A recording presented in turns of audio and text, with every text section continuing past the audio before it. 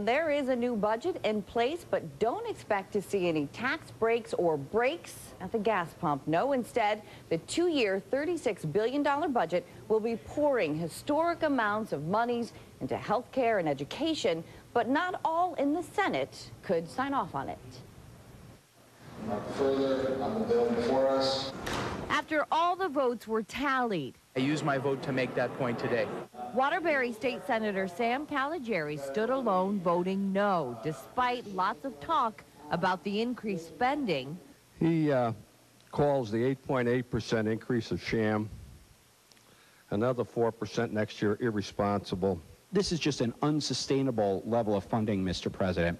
The former Waterbury mayor, whose city will benefit greatly from the new budget, said he didn't mind going it alone. I'm sure I know what the campaign against me is going to be like in another year and a half, but we're facing a bigger problem as a state. That spending is out of control, the Republican senator says, but with a nearly $1 billion surplus, supporters, including Democrats and the state's Republican governor, say Connecticut can afford to spend an historic amount more on education. Is it fair for some children to be in a class of 32, 33, 34 children, not enough textbooks, not enough seats? Supporters say the hope is give towns and cities more money for education so towns and cities can lower property taxes. Mind you, that's the hope. New Senate Minority Leader John McKinney, who helped hammer out the budget deal, says they'll be watching. They have their money now. Let's see them follow through on that promise. But sometimes a promise is just that. At the state capitol, Shelley Sinland, Fox 61, News at 10. And here now to talk about the budget deal are Senate President Don Williams, a Democrat, and the new minority leader in the Senate, Republican Senator John McKinney. I saw a smile there between the two of you. We're friends. We get along well. Friends. This is good. Maybe not great television, but it's good for the state of Connecticut. All right, let's get right to the first question, though, gentlemen. I guess my question is this.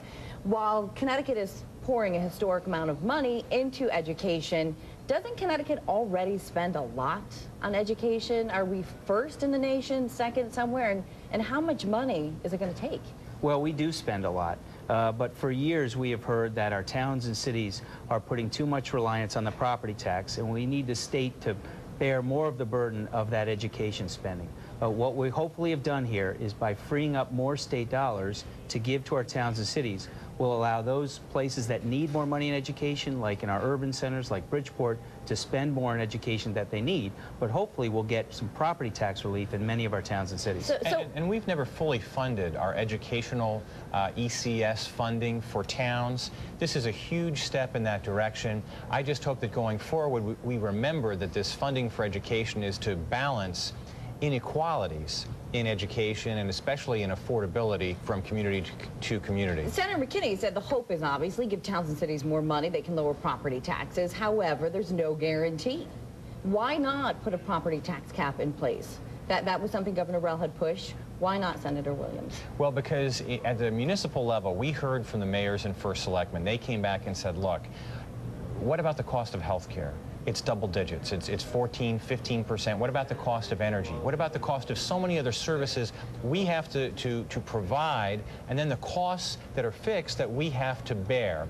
So until we figure out something that works, that would really reduce property taxes and not close libraries, close firehouses, lay off significant numbers of teachers, as we have seen in Massachusetts when this was done, as we saw in California when this was done, then we don't want to put the state at risk for all the gains that we've made over the years. Let's go quickly and talk about some of the monies that's being poured into education. We have a graphic there, $442 million over a two-year period, $45.6 million special ed, $300 million of the surplus will go into the Teachers Retirement Fund, not to mention $43 million in grants for college students. However, moving on, Senator McKinney, we'll start with you.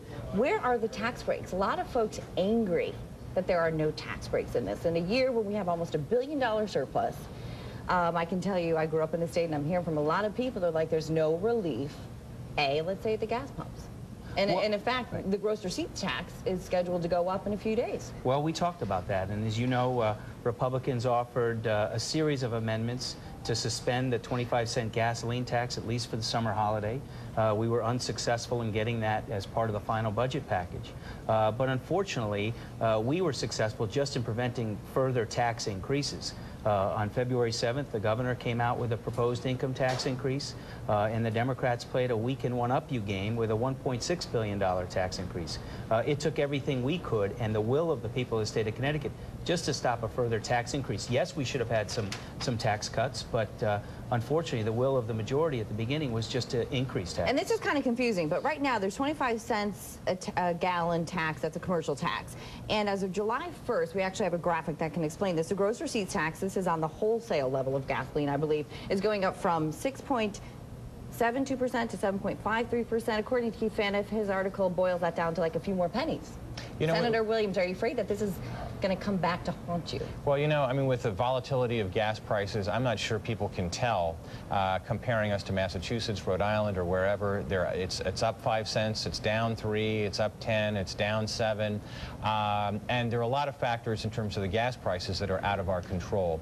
In terms of tax policy this year, though, we were the only caucus, the Democrats, that put forth a plan that would have cut taxes. And cutting gasoline taxes was part of our package. 69% of the population in Connecticut, according to a Quinnipiac poll, favor a more progressive, graduated tax that's fair to everyone and provides tax cuts for the middle class. And you're talking about a progressive income tax here, right, which would have a higher income tax on wealthier residents and lower for and lower for the middle class. And you know what? I'm not sure we did as effective a job at getting that message across to people. I think a lot of people just thought, you know, it's a good year. Why are we tinkering around with the taxes at all in a good year? The problem is you got to fix the roof while the sun is shining. And unfortunately, we're in a habit when it comes to taxes of only addressing that. We're in a time of revenue crisis. Well, what happens when the economy slows, the economy tanks, people are not getting as much income, and there's not the money to fund this 8.6% increase in spending? Well, first of all, it's not 8.6% in the second year. It's less than 4%. So the first question is, when we reconvene in February, are people going to go hog wild on spending and want to increase the second year spending? Republicans will stand there and say, no, let's not do it. But look, if the economy turns, the first thing we need to do is look at our spending side and prioritize it. But we need to make tough. Oh, there's plenty of waste in the budget. I mean, you know, I voted. Why not cut it now? Well, we should have. But unfortunately, I'm part of 12 senators in a 36 Senate circle. We fought hard, and we did get the Democrats to cut some of their spending plans. Are you agreeing that there's waste in this budget?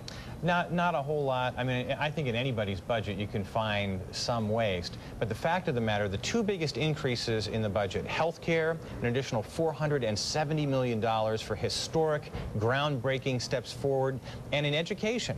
Governor Rell got the ball running for a lot more dollars for ECS and education funding for our towns. The fact of the matter is, we had a lot of catching up to do. Medicaid reimbursement rates for doctors and hospitals had not increased since 1989, and we have never fully funded ECS for education. So we're still catching up, and those were the two major areas of new resources in the budget. Senator McKinney, I can give you 20 seconds. Well, we've always agreed on health care. That's never been a partisan fight. The Republican alternative budget had those Medicaid reimbursement rates. And our hope, as I know Senator Williams hopes, is that if we get people access to health care that they don't have, they'll stop using emergency rooms, which are costing too much to the system. And actually, we hope to bring down costs of the system overall. That's very democratic. No, that's actually efficient and smart government. It's common sense. It's also democratic. Real Do you want to beg to differ? This is kind of inside politics here, Senator Williams, but real quickly, what happened to Patrick Scully, your spokesperson for Senate Democrats? He did a great job for us. He resigned, and he's moved on to other endeavors. There are some saying that perhaps he's being used as a scapegoat. You know, we had a great session. We did historic things in healthcare and education. I'm proud of what we did. I think it was a little more contentious than some of the sessions that folks are used to.